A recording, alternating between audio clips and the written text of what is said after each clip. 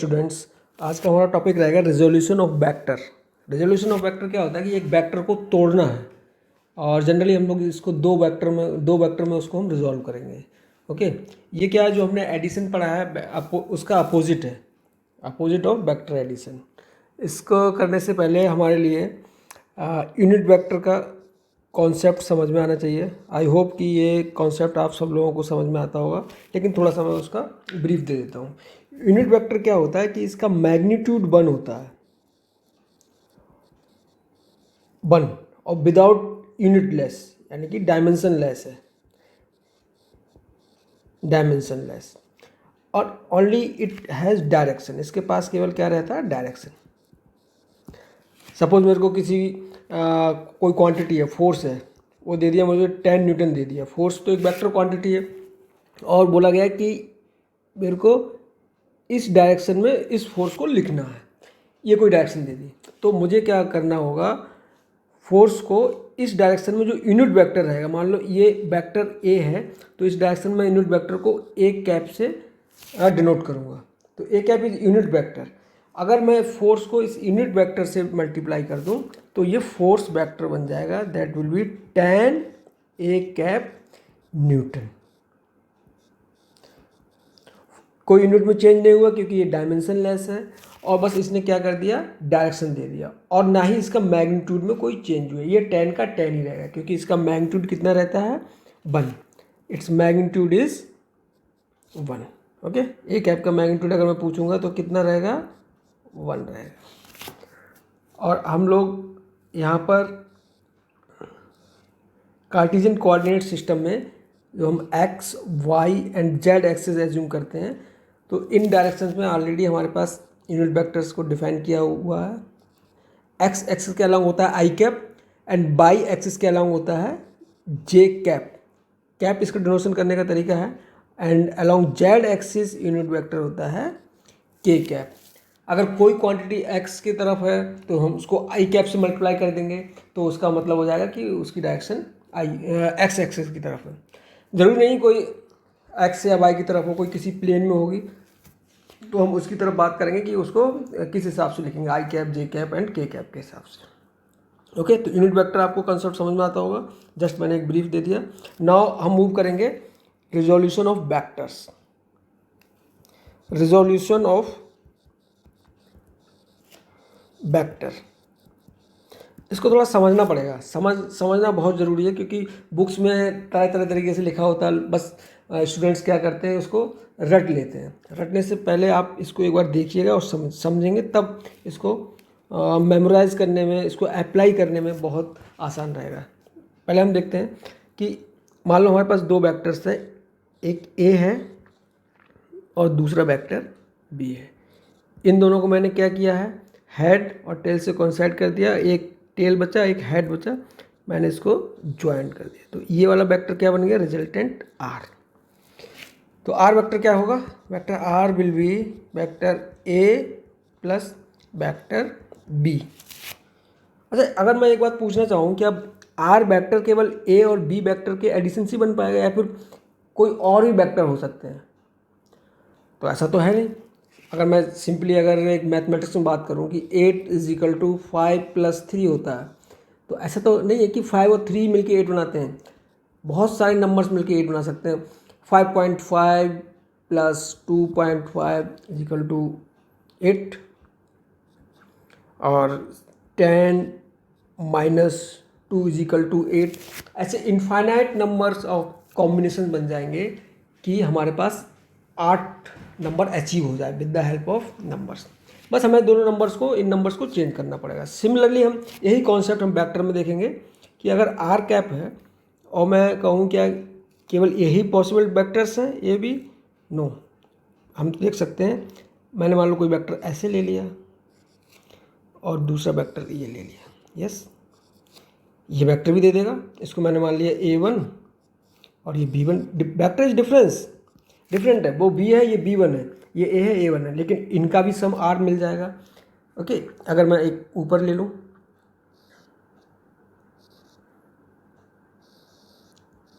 इन दोनों का सम भी हमारे लिए क्या दे देगा, r दे देगा। ऐसे इनफाइनाइट नंबर ऑफ वेक्टर्स बन जाएंगे, कॉम्बिनेशन बन जाएंगे जो कि रिजल्टेंट आर दे देंगे। तो अगर मैं इसका अपोजिट सोचूं, मैं आर वेक्टर के लिए रिजॉल्व कर सकता हूँ इनफाइनाइट नंबर ऑफ डायरेक्शंस में, इनफाइनाइट नंबर ऑफ वेक्टर्स में।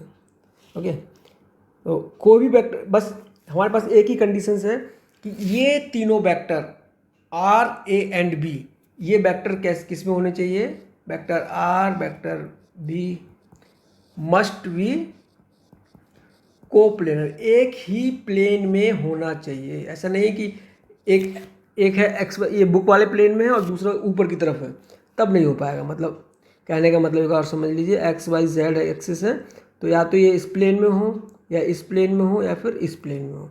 ऐसा नहीं कि दो वेक्टर इसमें हैं और तीसरा वेक्टर इस प्लेन में ऊपर की तरफ है, तब ये कंडीशंस नहीं अप्लाई होगी।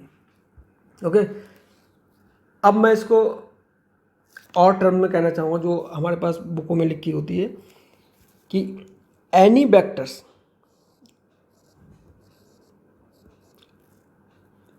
Any vector can be represented, किसी वेक्टर के लिए हम दो वेक्टर्स के हेल्प से रिप्रेजेंट कर सकते हैं। R can be represented in terms of any other two vectors, condition कि सारे के सारे कोप्लेनर होने चाहिए। बट इसमें क्या करना पड़ेगा, हमें एग्जैक्टली ए बी यूज नहीं कर पाएंगे, हमें कुछ ना कुछ मल्टीप्लाई करना पड़ेगा। उसको हम समझते हैं। जैसे ये आर वेक्टर है और मेरे को ए और बी की हेल्प से बनाना है, समझने वाली चीज़ है।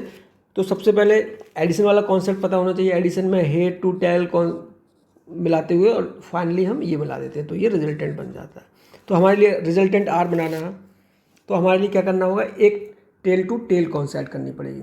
ओके, तो मैं पहले एक ही टेल इससे कॉन्सेप्ट करता हूँ और इसी डायरेक्शन में मैं इसको बढ़ा देता हूँ, क्योंकि इसकी डायरेक्शन चेंज नहीं कर सकता। उसी डायरेक्शन में मैं एक ही लेंथ, या तो कम रिक्वायरमेंट होगी, हो सकता है इसकी ज़्यादा रिक्वायरमेंट हो, वो मुझे पता नहीं। ऐसे बी को मैंने पैरेलल मूव किया और बी का हेड मैंने इससे मिला दिया। पहले इसमें मैंने क्या किया, टेल को मिलाया और टेल को मिलाते हुए मैं आगे बढ़ा गया। अब हेड इसका बी का मैंने आर के हेड पे कोइंसाइड कर दिया और फिर मैंने इसको पीछे इसी के पैरेलल एक्सटेंड करता चला गया।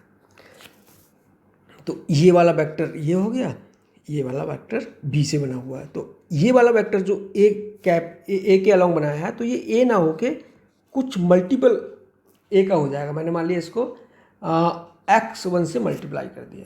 सिमिलरली देखो डायरेक्शन सेम है, केवल मैंने स्केलर नंबर से मल्टीप्लाई किया। और x1 can be any number, any integer, may be plus may be minus. Okay, similarly ये वाला क्या हो जाएगा, x2 and b vector. Now we can write कि भाई r वेक्टर कितना हो गया, x1a plus x2b। Are vector को मैंने ए और बी के वेक्टर ए और बी के अलोंग ब्रेकअप कर दिया, along vector A and vector B. ठीक है, तो इसका मतलब है कि कोई भी वेक्टर किन्हीं भी दो वेक्टर्स की हेल्प से बनाया जा सकता है, या उस वेक्टर को हम किन्हीं भी दो वेक्टर्स के अलोंग हम उसको तोड़ सकते हैं, रिजॉल्व कर सकते हैं। ठीक है, तो इसमें मैं कुछ एग्जाम्पल्स आपको बता रहा हूँ और कुछ आप खुद से करना। देखो, अगर वेक्टर आर मेरे को बनाना है, तो या तो जो दो वेक्टर्स आएंगे वो ऊपर से होते हुए आएंगे, ऊपर से आएंगे तो क्लॉकवाइज होनी चाहिए उनकी डायरेक्शन, और अगर नीचे से आप मूवमेंट करा रहे हो तो कैसी होनी चाहिए, इस डायरेक्शन में मूवमेंट करना चाहिए। ओके, तो अगर मैंने एक वेक्टर ऐसे दे दिया, दूसरा वेक्टर ऐसे दे दिया, इनकी हेल्प से बनाना है, तो ऑब्वियस है ये क्लॉकवाइज में है, ऊपर से मिलते हुए चले जाएंगे और हमारे लिए रिजल्टेंट आर मिल जाएगा, नीचे से नहीं मिल पाएगा इनका। और मान लो एक मैंने ऐसे दे दिया और बी मैंने अपोजिट कर दिया। इस केस में ये दोनों वेक्टर ए और बी मिलके इसको ऐसे नहीं दे पाएंगे, क्योंकि या तो एक सेंस डायरेक्शन का होना चाहिए। अगर मेरे को ऊपर से ले जाना है तो ये क्लॉकवाइज में होना चाहिए, तो ये तो क्लॉकवाइज में है, बट ये कैसा हो गया, एंटी क्लॉकवाइज में, तो ये मिलके नहीं दे सकते। Let us try. मैंने ए वेक्टर का टेल यहाँ से मैच कर दिया और मैंने इसको बढ़ा दिया, और बी का हेड यहाँ से मैच कर दिया और बी को ऐसे बढ़ा दिया। ये ए से बन रहा है वेक्टर, ये बी से ड्राइव हो रहा है वेक्टर, नहीं हो पा रहा। तो इसमें मुझे क्या करना पड़ेगा, मुझे याद रखना पड़ेगा कि या तो मेरे को ऊपर से ले जाना तो क्लॉकवाइज होना चाहिए और नीचे से ले जाना तो एंटी क्लॉकवाइज। तो हम ऊपर से ट्राई कर रहे हैं, तो ऊपर से मुझे एंटी क्लॉकवाइज चाहिए, तो मुझे क्या करना पड़ेगा, बी को माइनस बी करना पड़ेगा। ये हो गया A vector and now this is minus B vector. Yes, अब हम लोगों के लिए आर वेक्टर मिल जाएगा। Simple concept, this is R and A का टेल से टेल मिला दिया और मैंने एक्सटेंड कर दिया, और बी आपका हेड मिलाते हुए मैंने, ये बी आ गया। ठीक है, तो ये कुछ हो जाएगा ए इंटू x1 वैक्टर और ये हो जाएगा x2 इंटू बी। ऑब्वियस है इस केस में x2 क्या है, नेगेटिव है, x2 इज नेगेटिव क्योंकि इसको डायरेक्शन मुझे चेंज करना पड़ा, और x1 क्या है, कुछ पॉजिटिव है क्योंकि उसकी डायरेक्शन चेंज नहीं की, बस मैंने उसका लेंथ या मैग्नीट्यूड मैंने चेंज किया। ओके, तो आप बना सकते हैं कुछ कुछ एग्जाम्पल करना चाहें रिजॉल्व करने के। मान लो मेरे पास आर वेक्टर ये है और मेरे को इसको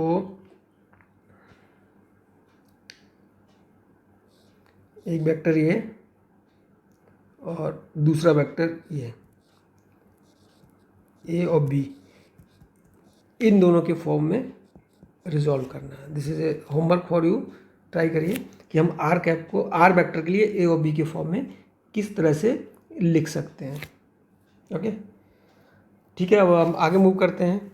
इसके बाद हम लोग देखेंगे कि हम लोगों को इस चैप्टर में रिजॉल्व किन किन डायरेक्शन में करना है। नॉर्मली हमारे लिए केवल म्यूचुअली परपेंडिकुलर डायरेक्शन में ही रिजॉल्व करना पड़ेगा किसी वेक्टर के लिए, एक्स वाई एक्सिस के अलॉन्ग ही हम उसको रिजॉल्व करेंगे। ठीक है, हम कर किसी भी डायरेक्शन सकते हैं, बट यहाँ पर हम लोग ज़्यादातर प्रॉब्लम्स में, और हम कहेंगे मैक्सिमम प्रॉब्लम में, केवल म्यूचुअली परपेंडिकुलर डायरेक्शन में ही उसको रिजॉल्व करेंगे। ओके, तो मैंने सबसे पहले एक वेक्टर ले लिया जो ओरिजिन से पास कर रहा है, मैंने मान लिया इसका वेक्टर है आर, और ये एक्स एक्सिस से थीटा एंगल बना रहा है। ओके, मैं इसको ब्रेकअप करने की तैयारी करता हूँ। कैसे ब्रेक करते हैं, हम लोगों ने रूल पढ़ा है लॉ ऑफ पैरेललोग्राम, उसी की हेल्प से करेंगे। मैंने पहले इसका एक परपेंडिकुलर ड्रॉप कर दिया एक्स एक्सिस पर। ओके, और एक परपेंडिकुलर ड्रॉप कर दिया बाई एक्सिस पर, क्योंकि 90 डिग्री पर परपेंडिकुलर मैंने ड्रॉप किया, ये पूरा 90 डिग्री पर है। तो अगर आप देखेंगे एक वेक्टर अगर ये आ गया, ये हो जाएगा इसका एक्स कंपोनेंट, इसको मैंने मान लिया ए एक्स, और ये जो बाई एक्सिस पे जो प्रोजेक्शन आया है that will be A Y along Y axis, और ये हो जाएगा अलॉन्ग एक्स एक्सिस। तो दो वेक्टर्स हो गए आपके पास, ए एक्स और ए वाई। तो ये इन्हीं दो वेक्टर्स का सम है। अगर लॉ ऑफ पैरेललोग्राम देखेंगे तो ये वाला वेक्टर नथिंग बट ये वाला ए वाई है, इसको पैरेलली शिफ्ट कर दिया है यहाँ पर। तो vector R will be equal to A x plus A Y. ये तो कंपोनेंट है, चूँकि हम पहले डिस्कस कर चुके हैं कि आई के एक्स के डायरेक्शन में आई कैप और वाई की डायरेक्शन में जे कैप रहता है। तो we can write it A x I cap plus A Y J cap. R vector को हमने रिजॉल्व कर दिया along two mutually perpendicular direction. Okay, और ए एक्स क्या रहेगा, अगर हम देखेंगे A X will be nothing but R cos theta triangle rule से, and A Y will be R sine theta.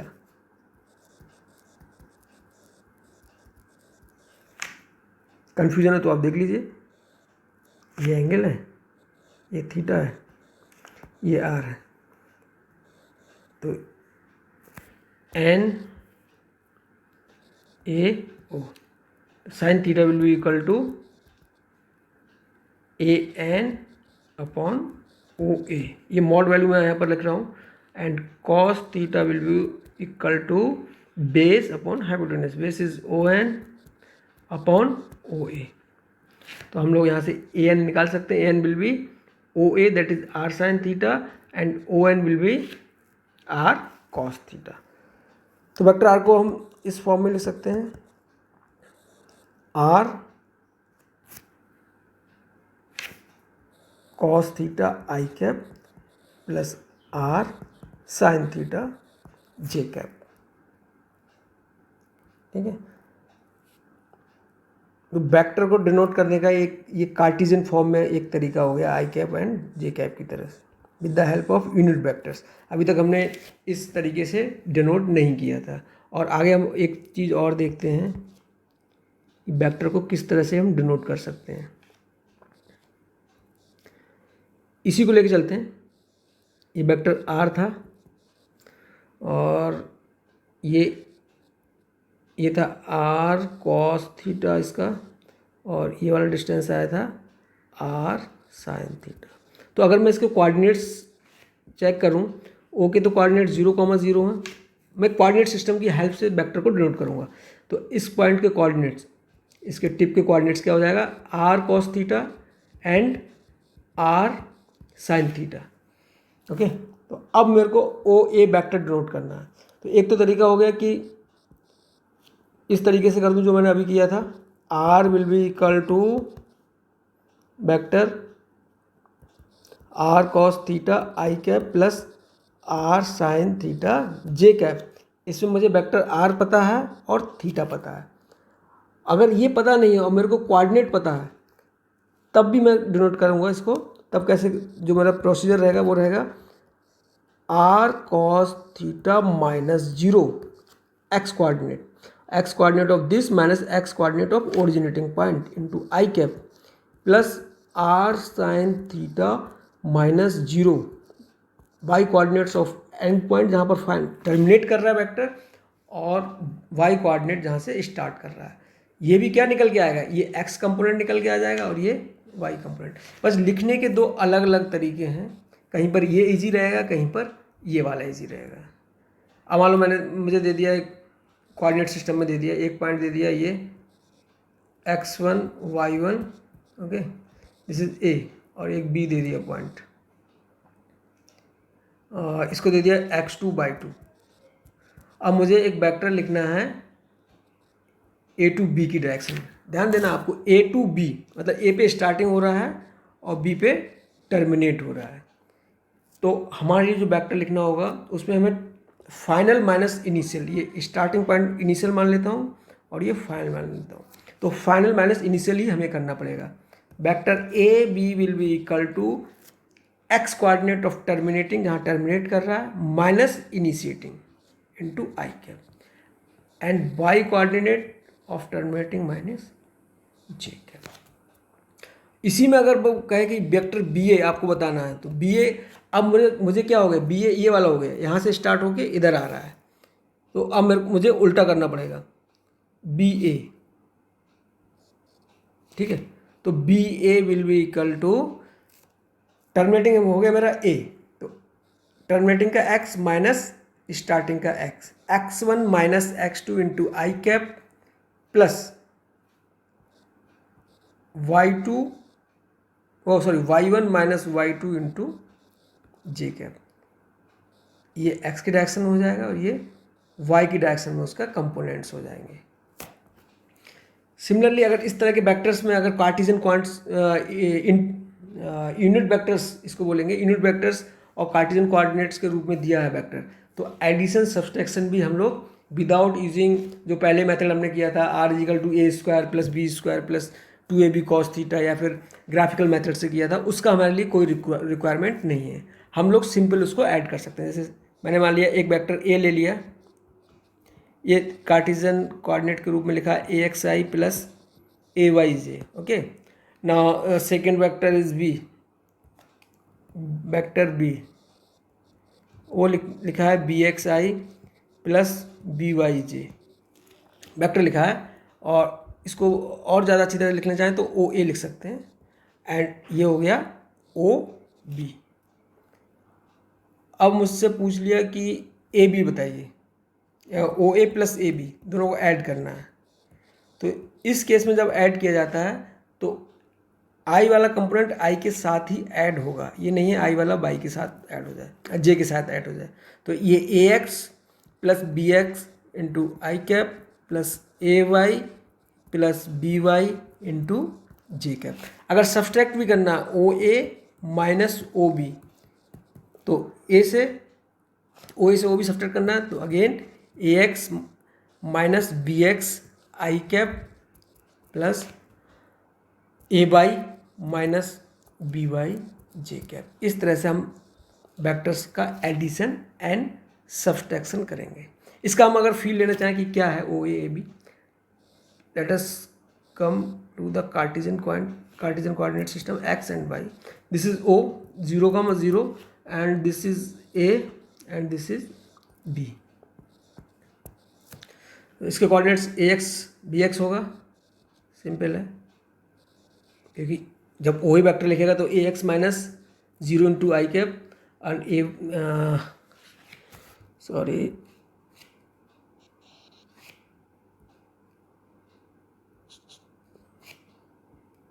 ये ए एक्स एंड ये हो जाएगा ए वाई और ये हो जाएगा B X and B Y. ठीक है, अब मुझे ओ ए प्लस ओ बी लिखना है, O A plus O B. ये क्या आएगा, मैं दोनों वेक्टर्स को ऐड कर रहा हूँ। एक्चुअल में क्या रहेगा, ओ ए अगर मैं ग्राफिकल मेथड से देखूँ और ये ओ बी की डायरेक्शन है, ये थोड़ा सा स्लैंटेड और थोड़ा लंबा ज़्यादा है, तो this will be O A plus O B. Okay, तो O A plus O B ये वाला वेक्टर हो जाएगा। इसमें सिस्टम में आएगा ओ ए प्लस ए बी, कहीं यहाँ से निकल के आएगा, ये वाला ये है, ये है, तो O A plus A B will be like this. This is O A and this is थोड़ा क्लियर बनाते हैं।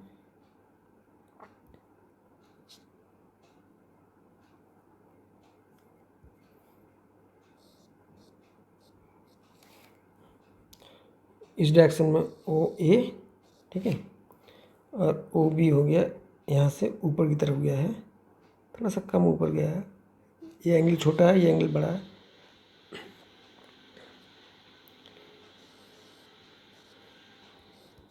ओ A O B parallel move करने से कोई वेक्टर चेंज नहीं होता। This will be the O A plus O B. आप देखो ये वाला एंगल देखो, ओ बी वाला एंगल है और ये ओ ए वाला एंगल है, तो इससे ये रिजल्टेंट का थोड़ा सा ज़्यादा आ रहा है, तो ये वाला निकल के कहीं यहाँ जाएगा। This will give you addition of two vectors O A plus O B. इनको फील करना जरूरी है कि ओ ए प्लस ओ बी कहाँ जा रहा है, ये यहाँ से निकलेगा और यहाँ पर टर्मिनेट कर जाएगा, और पैरेलल मूवमेंट में कहीं भी कर सकता हूँ। ठीक है, दूसरा मैं उसका फील दिलाते हैं अपन लोग, ओ ए माइनस ओ बी। ये भी आपको समझना है क्योंकि आगे बहुत सारी प्रॉब्लम्स इसी पर रिलेटेड रहेंगी, फील करना बहुत ज़रूरी है। This is O A, this is OA and this is OB, OA minus OB। मैं वेक्टर तरीके से करता हूँ, जो ग्राफिकल तरीके से किया था, OA प्लस माइनस OB, यही करते थे, मतलब नेगेटिव करके ऐड करना है उसमें। OA वेक्टर ये हो गया, ठीक है। अब मुझे क्या करना है, इसका नेगेटिव करना है, रिवर्स करना है और इसमें ऐड कर देना। तो ये वाला रिवर्स किया मैंने ओ बी और ये ऐड कर दिया माइनस ओ बी और ये ओ ए। तो this will denote vector O A minus O B, ये वाला वेक्टर रहेगा, vector O A minus O B. यहाँ पर क्या अगर मैं यहाँ पर देखना चाहूँ तो O A minus O B, ये वाला वेक्टर आएगा मेरा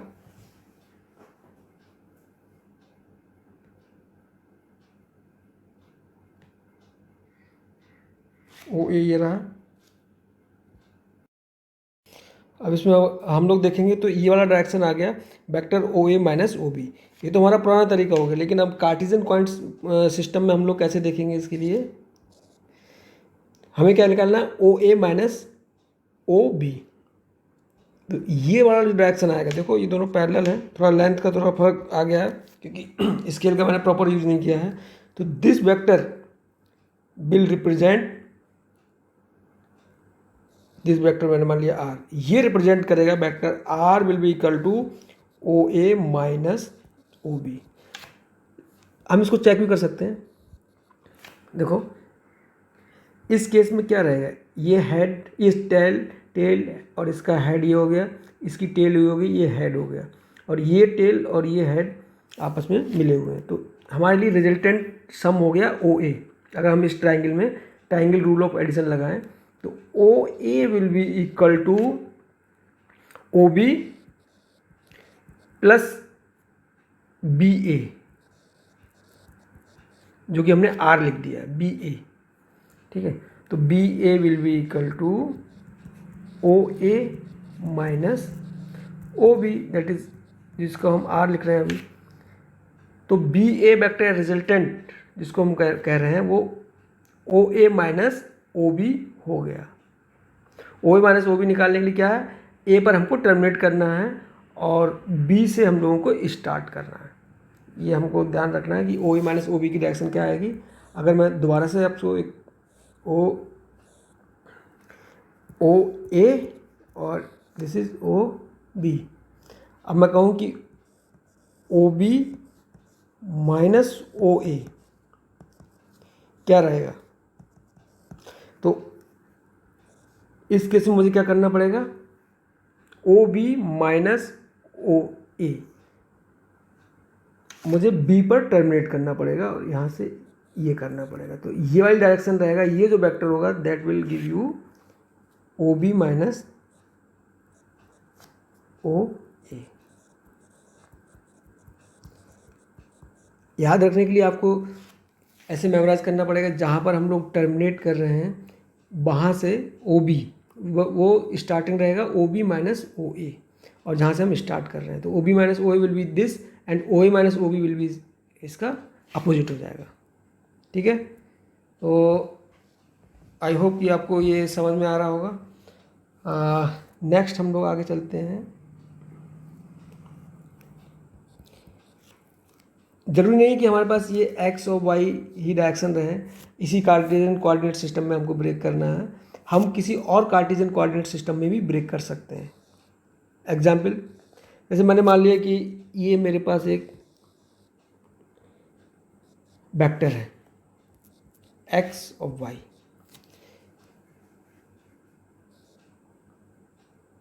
इसमें इसका ये कोऑर्डिनेट कितना है, ये वाला मैंने ए वेक्टर मान लिया, ये ए एक्स रहेगा और ये वाला पार्ट कितना रहेगा ए वाई।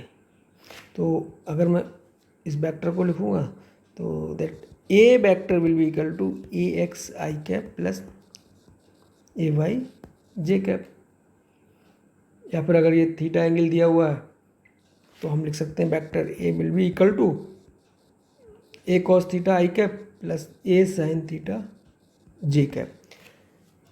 लेकिन अब हम लोगों को क्या प्रॉब्लम दे दिया कि किसी दूसरे कोऑर्डिनेट सिस्टम में लिखना है, जो एग्जिस्टिंग कोऑर्डिनेट सिस्टम था उससे अल्फा एंगल मैंने टिल्ट कर दिया है, वो भी परपेंडिकुलर, मतलब ऑर्थोगोनल सिस्टम ही है। ये हो गया अब नया वाला वाई डैश डायरेक्शन। ओके, इस डायरेक्शन मैंने आई कैप मान लिया, आई डैश कैप यूनिट वेक्टर, इस डायरेक्शन में मैंने जे डैश कैप, क्योंकि डायरेक्शन चेंज होगी तो मैंने वो भी चेंज कर दिया। ठीक है, अब प्रॉब्लम क्या है कि हमारे लिए इस एक एक कंपोनेंट इस नए कार्टेशियन कोऑर्डिनेट सिस्टम में निकालने पड़ेंगे। सिंपल है, इसको फिर से मैंने इस पर परपेंडिकुलर ड्रॉप कर दिया, तो अगर देखेंगे ये वाला कंपोनेंट इसका एक्स डैश वाला हो जाएगा, और ये मैं इस पर अगर ड्रॉप करूँगा तो ये इसका बाई डैश पे कंपोनेंट आ जाएगा परपेंडिकुलर ड्रॉप करने से।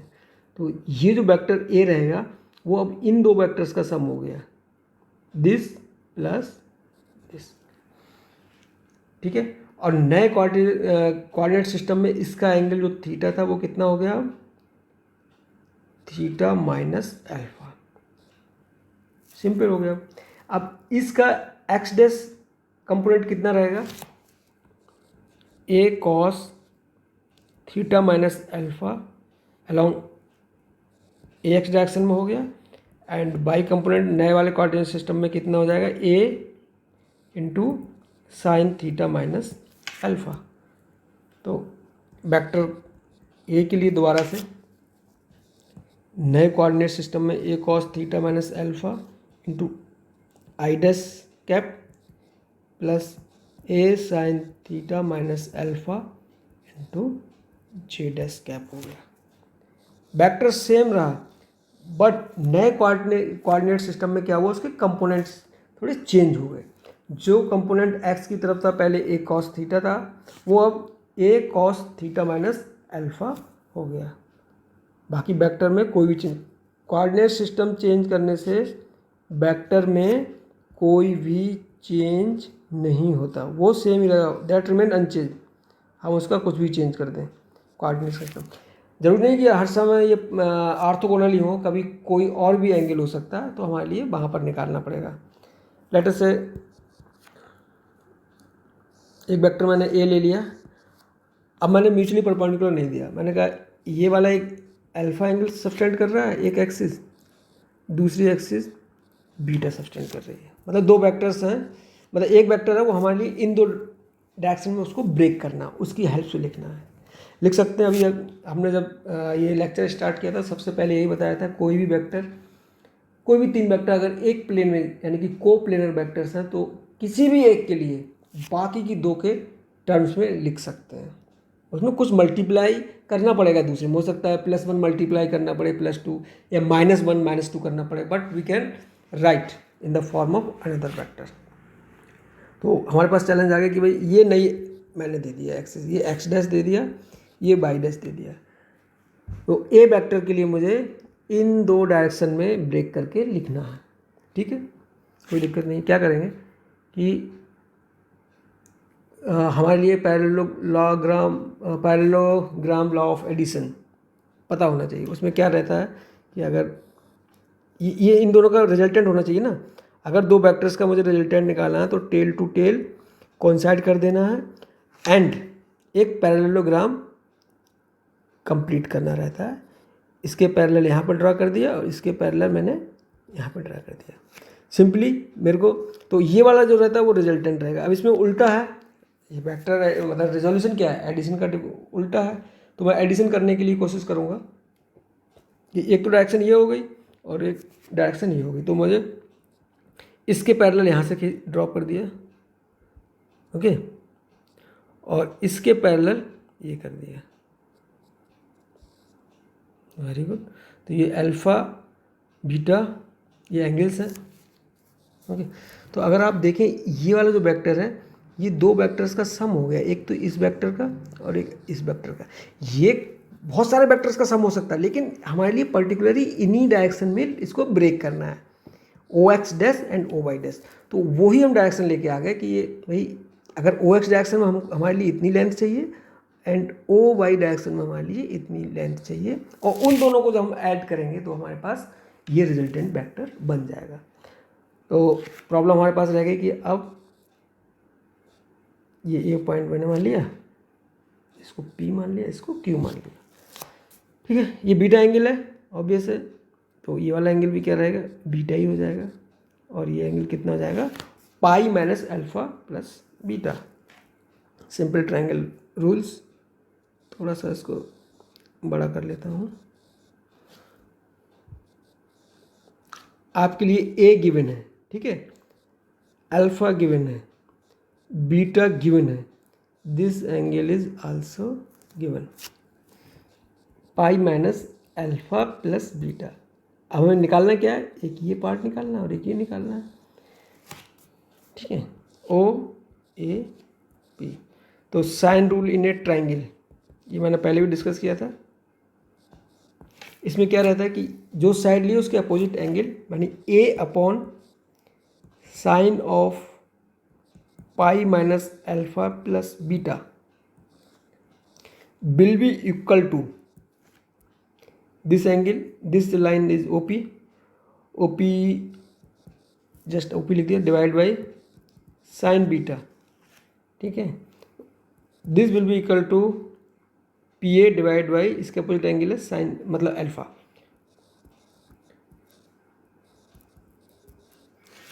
अब आप इसकी हेल्प से आप OP भी निकाल सकते हैं एंड PA निकाल सकते हैं, और जो OP PA आएगा वो उस वेक्टर के कंपोनेंट्स आ जाएंगे। तो इस लेक्चर के बाद हम लोग क्या कर सकते हैं, किसी भी वेक्टर्स को किन्हीं दो वेक्टर्स के डायरेक्शन में हम उसको ब्रेक कर सकते हैं। आई होप कि आपको ये पूरा समझ में आ गया होगा वेक्टर का रेजोल्यूशन। और सबसे लास्ट में मैं क्या करूँगा, जितने भी लेक्चर्स हो रहे हैं उन सब के अच्छे अच्छे न्यूमेरिकल जो IIT JEE लेवल में मेडिकल लेवल में आते हैं, सारों को बहुत ही एक सिस्टमेटिक वे से हर टॉपिक वाइज मैं आपको डिस्कस करूँगा। पहले आप इन टॉपिक से आप पूरी तरह से फैमिलियर हो लीजिए। फिजिक्स में क्या है कि आपको प्रॉब्लम सॉल्व करने से पहले उसको समझना है, फील करना कि एक्चुअल में क्या हो रहा है। ये नहीं कि OA माइनस OB सिंपली पढ़ लिया, अरे ये क्या होगा डायरेक्शन। तो आपको अपने दिमाग में विजुलाइज करना है OA माइनस AB कहाँ से चल रहा है, कहाँ पर टर्मिनेट हो रहा है, और वेक्टर एडिशन क्या हो रहा है, वेक्टर सब्सट्रैक्शन। तीन तरीके से वेक्टर एडिशन वेक्टर सब्सट्रैक्शन हो गया। एक तो ग्राफिकल मेथड से हो गया जो हमने सबसे पहले किया था, दूसरा हो गया बाय मैथमेटिकल, ठीक है, और तीसरा हो गया कार्टेशियन कोऑर्डिनेट सिस्टम जो हमने अभी यूनिट वेक्टर कह सकते हैं, यूनिट वेक्टर की हेल्प से किया था। एज सब्सट्रैक्शन भी सेम तीन तरीके से हो गया, ठीक है। तो नेक्स्ट हमारे पास हम लोग लेक्चर लेंगे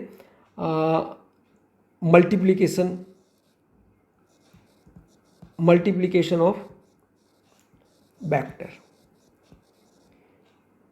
इसमें मल्टीप्लिकेशन ऑफ वेक्टर, चूँकि वेक्टर क्वांटिटी तो ऐसे तो मल्टीप्लाई नहीं हो पाएगी, तो अगर दो क्वांटिटी वेक्टर में है तो उनको मल्टीप्लाई किस तरीके से करते हैं, क्या रूल फॉलो करते हैं, पूरी अच्छी तरीके से उसको फील करेंगे। और अगर हम स्केलर से मल्टीप्लाई करते हैं वेक्टर पे तो क्या फ़र्क पड़ता है, आप थोड़ा पढ़ लीजिए इसके लिए, फिर इसके बाद बैठेंगे तो और अच्छा लगेगा। सिंपली स्केलर से मल्टीप्लाई करने का मतलब क्या कि डायरेक्शन तो समझ में आ रहा है, कोई चेंज नहीं होगी, बस उसकी लेंथ चेंज हो जाएगी। अगर हम प्लस से मल्टीप्लाई करते हैं तो +1 से ज़्यादा है कोई भी तो उसकी लेंथ बढ़ती चली जाएगी, अगर 1 से कम से करते हैं तो उसकी लेंथ कम होती चली जाएगी, और अगर माइनस से करते हैं तो उसकी लेंथ अपोजिट डायरेक्शन में हो जाएगी, मतलब उसका डायरेक्शन भी चेंज हो जाएगा। थैंक्स फॉर वॉचिंग, और अगर कुछ भी इसमें डाउट है तो आप इसमें कमेंट ज़रूर लिखिएगा, और आगे आप मेरी वीडियो देखते रहिए और सब्सक्राइब करिए, सो दैट कि आपको सारे लेक्चर्स अच्छी तरीके से मिल जाए। थैंक्स।